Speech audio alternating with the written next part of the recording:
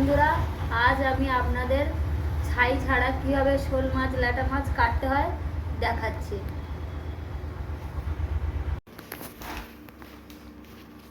প্রথমে মাছটাকে ভালো করে জলে ধুয়ে নিতে হবে। মাছটা একদম জ্যান্ত তো, তাই একটুখানি মেরে নিতে হবে।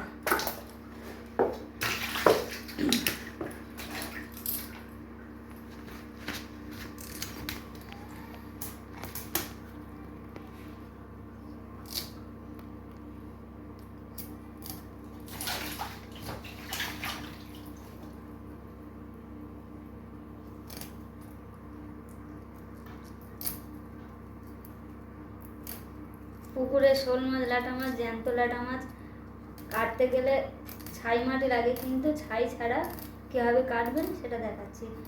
বারবার জলেতে ধুয়ে নিলে ওর গায়ে লালা ভাবটা চলে যাবে, গেলে কাটতে সুবিধা হবে। এইভাবেই কেটে নিতে হবে। এই শোল মাছ ল্যাটা মাছ পেঁয়াজ রসুন দিয়েও রান্না করা যায়, বা যারা অসুস্থ মানুষ থাকে তাদের জন্য পালং শাক, পেঁপে বা কাঁচকলা দিয়েও রান্না করা যায়।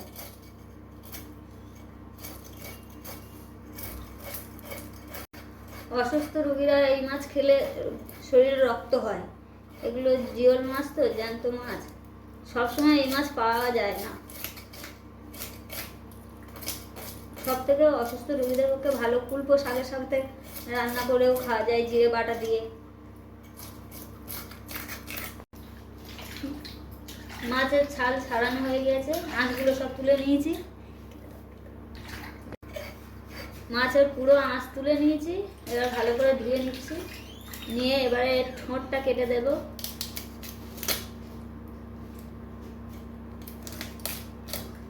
তারপর কানকোটা কেটে দেব মাছের।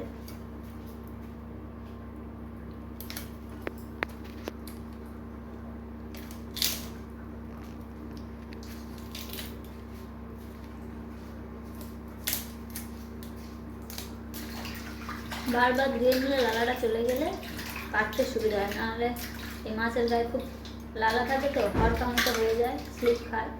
ধুয়ে নিতে হবে। মাছের নোংরাগুলো বের করে দিচ্ছি।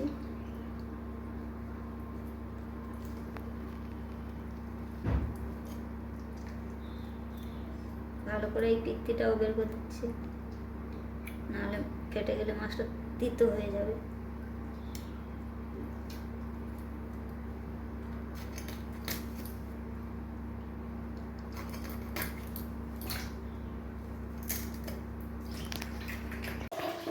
বন্ধুরা দেখুন, একে একে আমার সব মাছ কাটা হয়ে গিয়েছে। এবার ধুয়ে একে একে ঝুড়িতে তুলে নেব, নিয়ে আমার মাছ কাটা কমপ্লিট।